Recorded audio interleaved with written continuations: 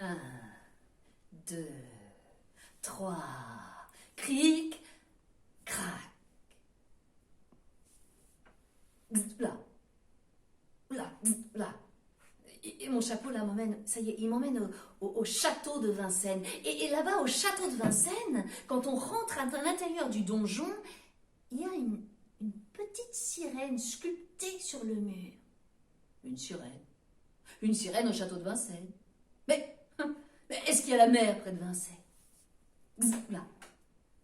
Et c'est justement parce qu'il y a une histoire. Il était une fois, oui, je me souviens bien, il y avait un roi, et ce roi avait une reine, seulement voilà, il n'arrivait pas à avoir d'enfant. Et ce roi avait des anges musiciens, il adorait la musique. Je me souviens, il y avait Nicodème, il jouait des maracas. Il y avait Philomène, il jouait de la vielle à archet. Et puis il y avait Archimède, qui jouait du tambour.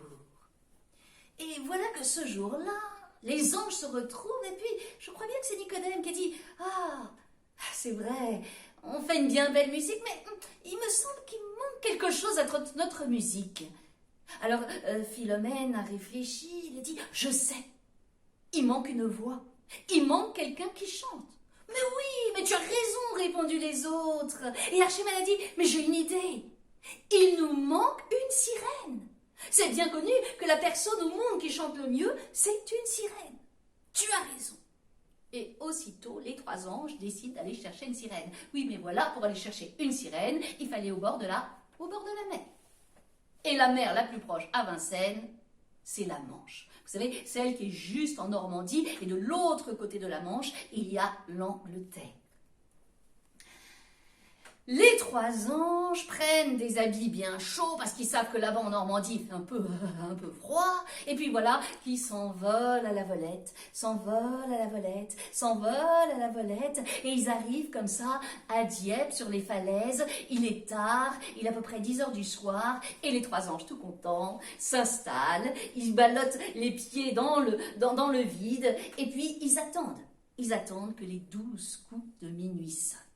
Ding, dong, ding, dong. Et quand enfin les 12 coups de minuit sonnent, ils voient sortir de la mer des sirènes magnifiques, toutes blondes, avec les yeux clairs, bien en chair, toutes roses, et elles se mettent à chanter. Seulement voilà, quand elles se mettent à chanter, elles se mettent à chanter avec l'accent normand.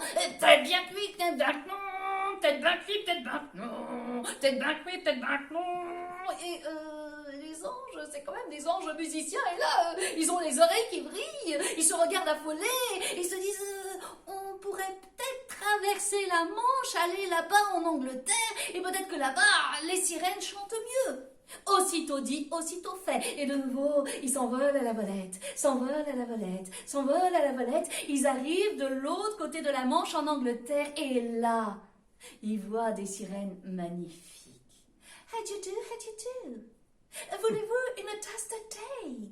Elles sont absolument charmantes, elles sont belles, elles chantent avec un petit accent anglais, so charming.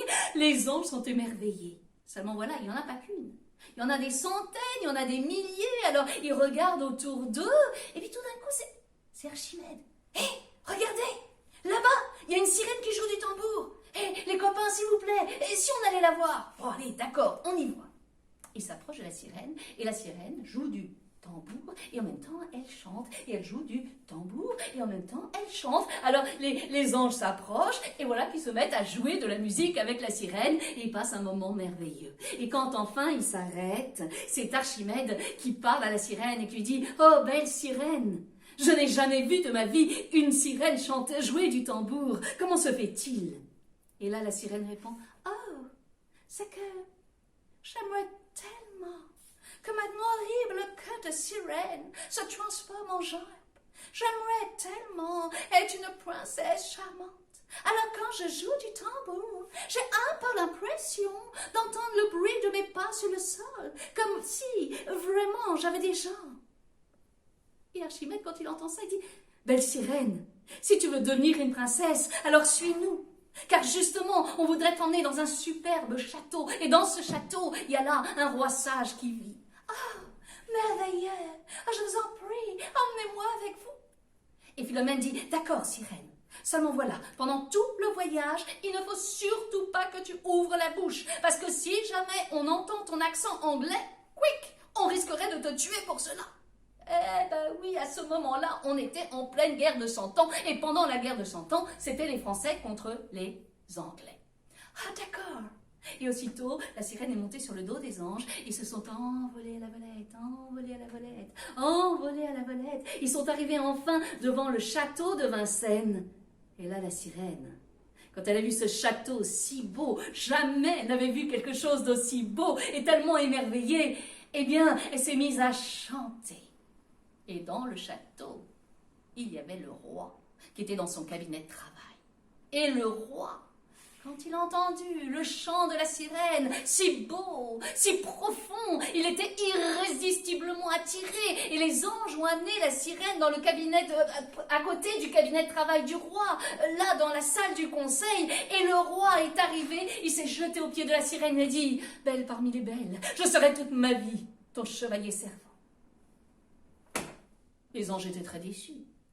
Le roi qui disait qu'il aimait tendrement sa reine, et le voilà au pied de la sirène, alors ils se sont précipités vers lui, ils l'ont retenu, ils ont dit « Vite, vite, la sirène, va te cacher, il y a un puits, va te cacher au fond du puits. » Ils ont pris le roi, ils l'ont ramené dans le cabinet de travail, ils l'ont enfermé, ils ont dit « Écoute, roi, désormais, tu resteras enfermé dans ton cabinet de travail. Tous les jours, la sirène chantera avec nous, mais tu n'auras pas le droit de l'approcher. Et si tu sors, on la ramènera là-bas dans la mer. » Le roi, la mort dans l'âme, a accepté.